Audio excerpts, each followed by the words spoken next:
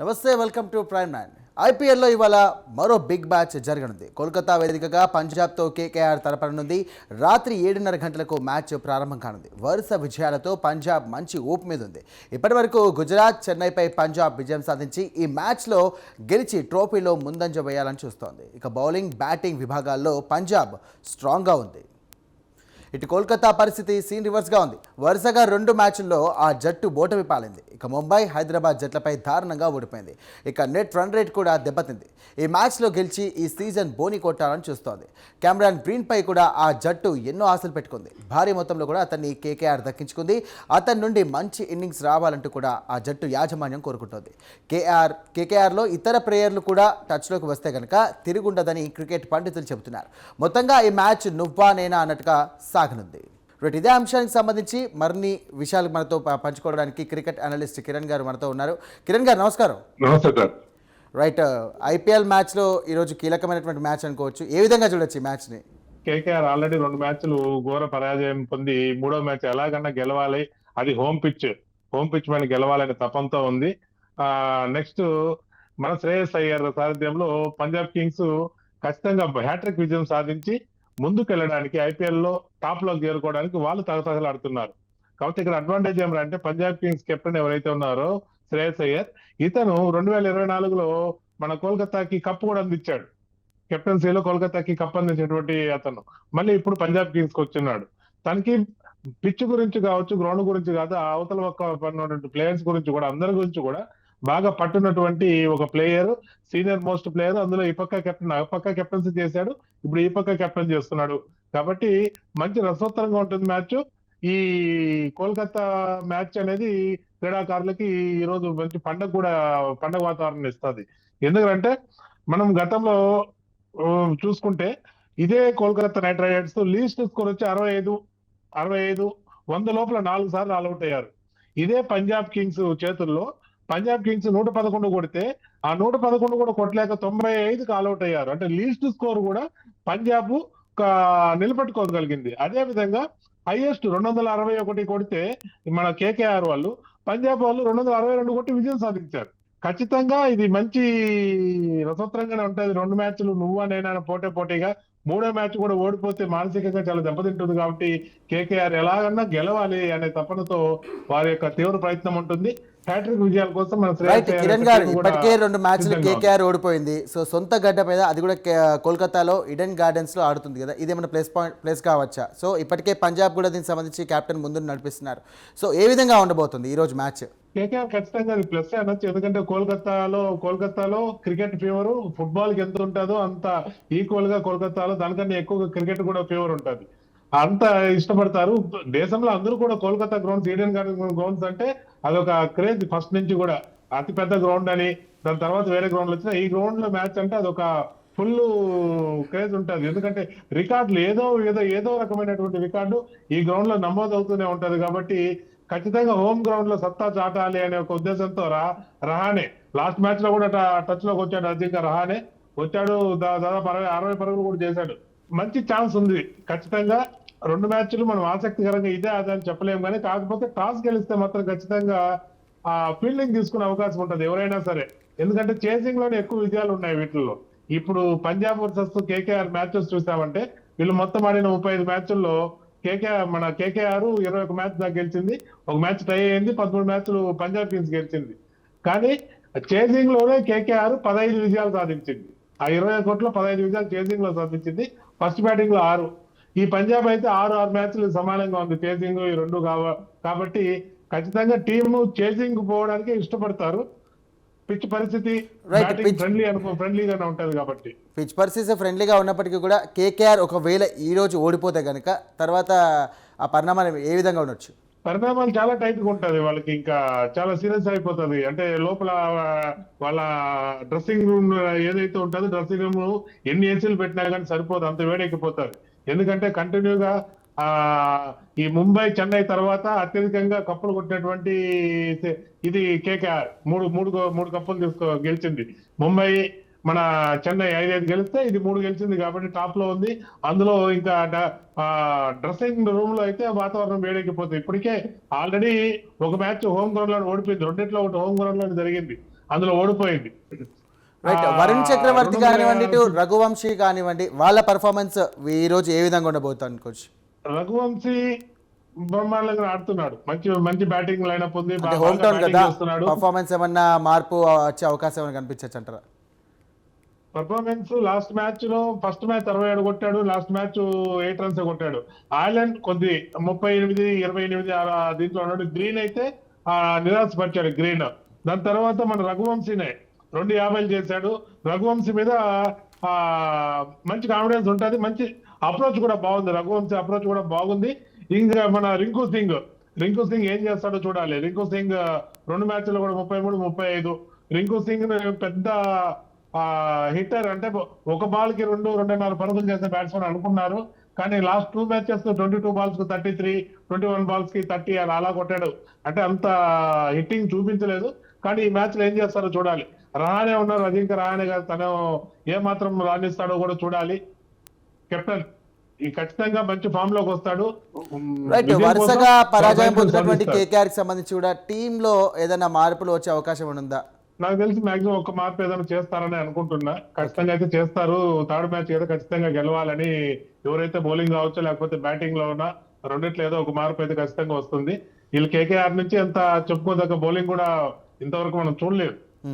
వాళ్ళు 220 కొట్టినా కానీ దాన్ని నిలుపుకోలేకపోయారు, ఇచ్చేశారు. స్కోర్ ఓడిపోవాల్సి వచ్చింది. 165 ని ఆపుకోలేకపోయారు. ఈ బౌలింగ్ లో ఉన్నా బ్యాటింగ్ లో ఉన్నా ఖచ్చితంగా ఇంపాక్ట్, ఒక ప్లేయర్ ని మారుస్తారు, ఇంపాక్ట్ ప్లేయర్ ని కూడా మార్చే అవకాశం ఉంది. కేకేఆర్ ఖచ్చితంగా మారుస్తారు, ఖచ్చితంగా గెలవాలి. కాబట్టి అందులో అపోనెంట్ కెప్టెన్ కూడా శ్రేయస్ అయ్యర్ ఆ పిచ్ గురించి కావచ్చు, మిగతా ప్లేయర్స్ గురించి కూడా బాగా తెలిసినవాడు. కాబట్టి ప్లానింగ్ అనేది బాగా స్ట్రాంగ్ గానే ఉంటుంది కేకేఆర్ది.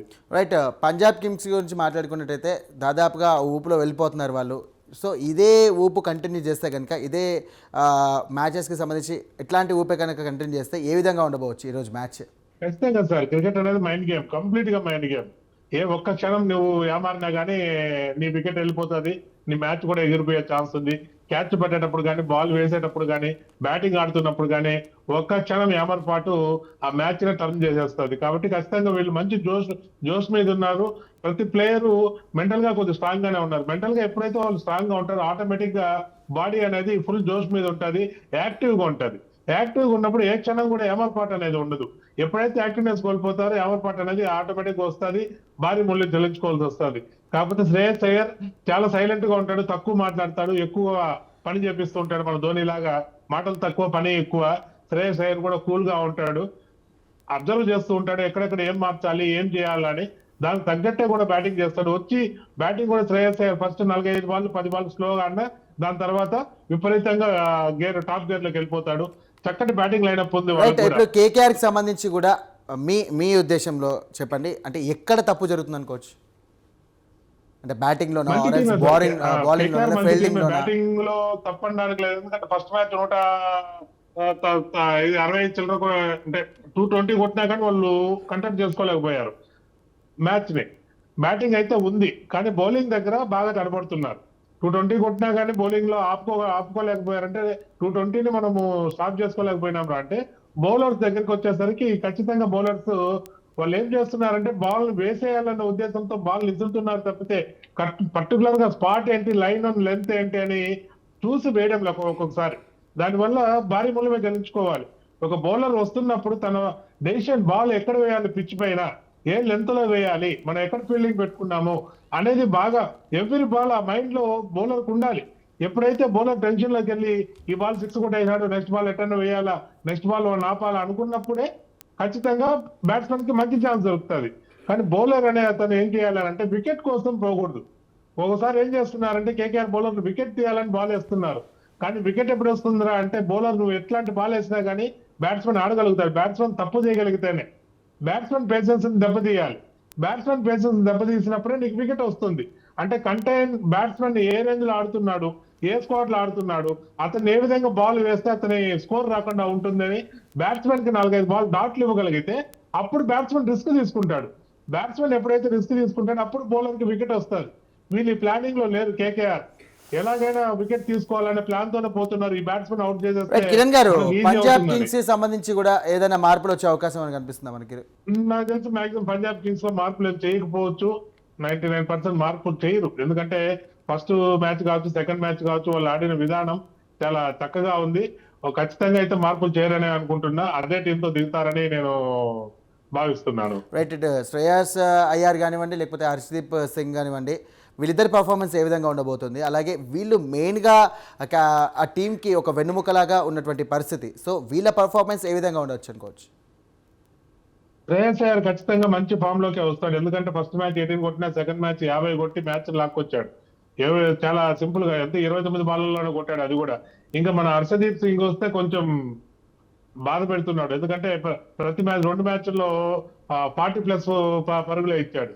హర్షదీప్ దగ్గర ఉన్నది ఏమిటంటే అతను ఎంత హై టాలెంటెడ్ బౌలర్, ఒక్కొక్కసారి అంతే లో టాలెంటెడ్ గా కూడా బౌలింగ్ చేస్తాడు. చూడ్డు మంత్రి అతను ఎప్పుడైతే పిచ్ ని బ్యాట్స్మెన్ ని గమనించి బాల్ వేస్తాడో అవి అద్భుతంగా పడుతూ ఉంటాయి. తను హెడ్ ఓవర్ఫాల్ చేస్తాడు. ఓవర్ఫాల్ చేసి బాల్ వేసేయాలనే ఉద్దేశంతో చేసేసినప్పుడు ఏమవుతుంది అంటే ఆ హ్యాండ్ ఎక్కడికి వెళ్తాను తెలియకుండా షార్ట్ పిచ్ పడిపోవడం, బయట పడిపోవడం, ఓవర్ పిచ్ పడిపోవడం లాంటివి జరుగుతున్నాయి. అది ఒకసారి హర్షదీప్ అంటే ఆ బౌలర్ అనేది అతను not even Harshdeep, any bowler తన బాల్ రిలీజ్ అయ్యేంత వరకు బాల్ పైన తన అయి ఉన్నప్పుడే ఆ బాల్ పైన తన కంట్రోల్ ఉంటుంది. ఖచ్చితంగా అనుకున్న స్పాట్ లో 10% పడకపోయినా 80 to 90% ఆ స్పాట్ లో పడగలిగితే ఆ బౌలర్ టాప్ బౌలర్ అవుతాడు. ఆ రోజు ఆ బౌలర్ది ఖచ్చితంగా మంచి పర్ఫార్మెన్స్ అవుతుంది. రైట్. కిరణ్ గారు, లాస్ట్గా ఒక విషయం ఏంటంటే, ఇప్పుడు ఈ రోజు జరగబోయే కేకేఆర్ కానివ్వండి, ఇటు పంజాబ్కి కానివ్వండి, వీళ్ళిద్దరి బలబలాలైన కోచ్ బలాబలాలు చూసుకుంటే ఈక్వల్ గానే ఉన్నాయి. ఎవరైతే మెంటల్ కండిషన్ సరిగా చూసుకుంటారో, మానసికంగా చూసుకుంటే మన పంజాబ్ స్ట్రాంగ్ గానే ఉంది. ఎందుకంటే 2 మ్యాచ్లు గెలిచి వచ్చారు. ఇప్పుడు కేకేఆర్ మానసికంగా కొంచెం టెన్షన్ లో ఉన్నారు. 2 మ్యాచ్లు ఓడిపోయారు. అందులో హోమ్ గ్రౌండ్ లోనే ఒక మ్యాచ్ ఓడిపోయారు. ఇది 2వ మ్యాచ్ హోమ్ గ్రౌండ్ లో. వాళ్ళకి ఖచ్చితంగా గెలవాలనే టెన్షన్ ఇక్కడ ఉన్నది. అదే ఆ మానసిక ఒత్తిడిని ఎవరైతే తొలగించుకొని పూర్తిగా ఎవరైతే గ్రౌండ్ లో దిగుతారో వాళ్ళు ఖచ్చితంగా మంచి పర్ఫార్మెన్స్ చేస్తారు. అద్భుతమైనటువంటి గేమ్ బాగుంటది. అద్భుతంగా విజయం కూడా సాధించవచ్చు.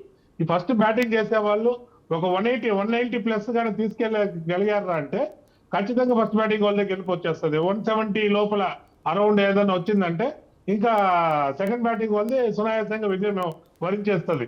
అంటే 170+ ఎక్కువ కొట్టినప్పుడు, దాటినప్పుడు విజయాలు చాలా తక్కువ గెలవడం అనేది చేసింగ్ వాళ్ళు. కానీ 160, 150, 140 అలా ఉన్నప్పుడు అయితే చేసింగ్ వాళ్ళు గెలిచిపోయారు ఎక్కువగానే.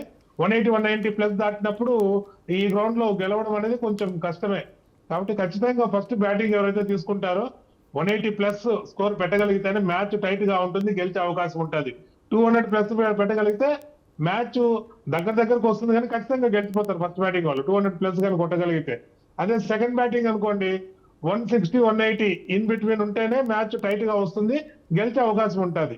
190 పైన 200 వచ్చిందంటే గెలిచే అవకాశం చాలా తక్కువగా ఉంటది.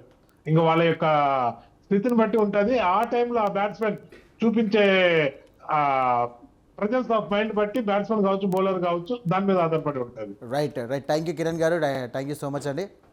రైట్, చూసారు కదా ఐపీఎల్కి సంబంధించి ఫీవర్కి ఈరోజు జరగబోయే ఈడెన్ గ్రౌండ్స్లో జరగబోయే ఇటు కేకేఆర్ వర్సెస్ పంజాబ్కి సంబంధించి మ్యాచ్ ఎలా ఉండబోతుందని చెప్పేసి ప్రతి ఒక్క ఫ్యాన్ కూడా వెయిట్ చేస్తున్నారు. ఇటు పర్ఫార్మెన్స్కి సంబంధించి కానివ్వండి, ఇటు పంజాబ్కి సంబంధించినటువంటి ఫ్యాన్స్ కూడా ఈగర్లీ వెయిట్ చేస్తున్నారు. చూడాలి మరి ఈరోజు ఎవరు గెలుస్తారు, ఎవరు ముందుకు సాగుతారు అనేది. ఇది ఐపీఎల్కి సంబంధించినటువంటి స్పెషల్ ప్రోగ్రామ్. మరొక అంశంతో మళ్ళీ కలుద్దాం. అంతవరకు చూస్తున్నటువంటి ప్రైమ్ నైన్.